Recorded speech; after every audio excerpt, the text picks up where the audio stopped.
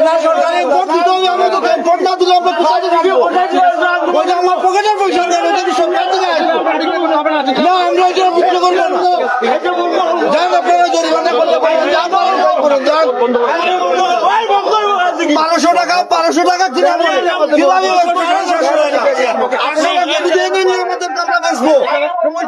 আপনাদেরকে একটা বলে গেছিলাম, আপনারা যদি কথা না শুনেন আমরা আইনগত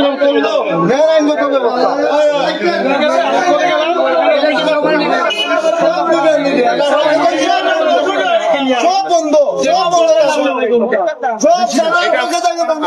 আমরা বলে গেছি বন্ধ করা বন্ধ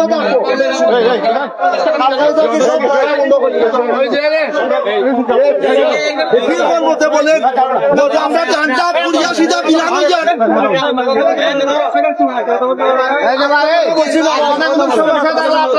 জমা দেবেন, আপনার সমস্যা দেখা হবে। কাস্টমার আমাদের এতগুলো লোক আসে এত ছিল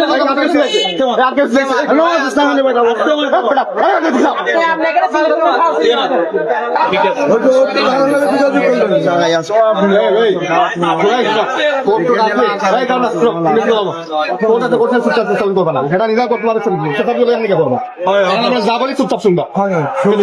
আমি এখানে আসছিলাম আমি যা করছি এটা কি সাপোর্ট আমার দেখি তাহলে আমার সাপোর্ট নিয়ে যাই গেছেন উড়াইলে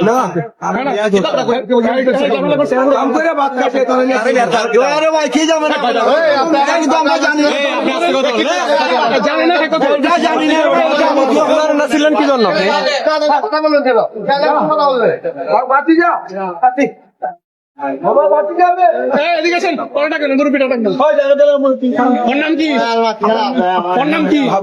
হ্যাঁ বাবু দোকান কোনটা?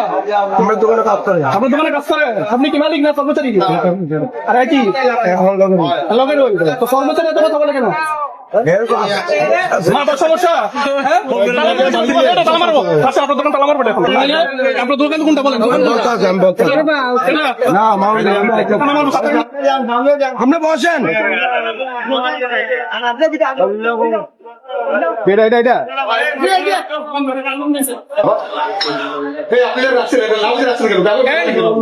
এখন সরাইবেন আপনার দোকান বন্ধ।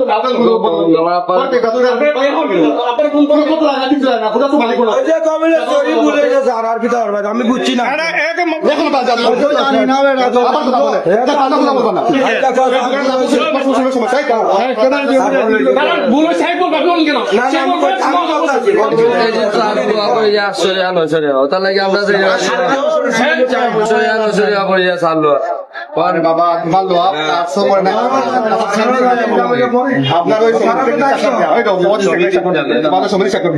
আমরা জানি এটা 800 পয়েন্ট টাকা বেটা তুই না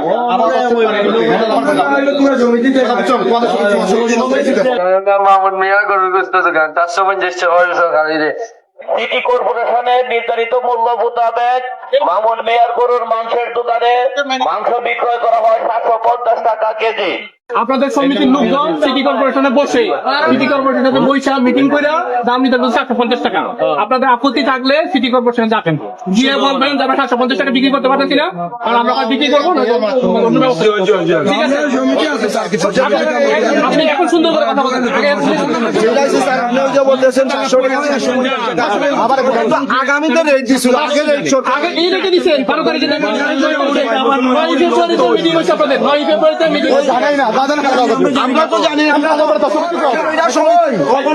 জানে কম যে 1300 টাকা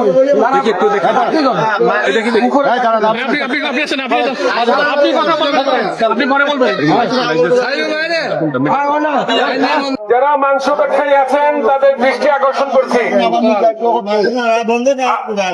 গরু মাংসের দাম যেটা নির্ধারিত আছে 750 টাকা, এই রেটে বিক্রি করতে হবে। 750 টাকার অধিক মূল্যে বিক্রি করা যাবে না, এটা দণ্ডনীয় অপরাধ। ঠিক আছে, আর মূল্য তালিকা সবাইকে টাঙাতে হবে।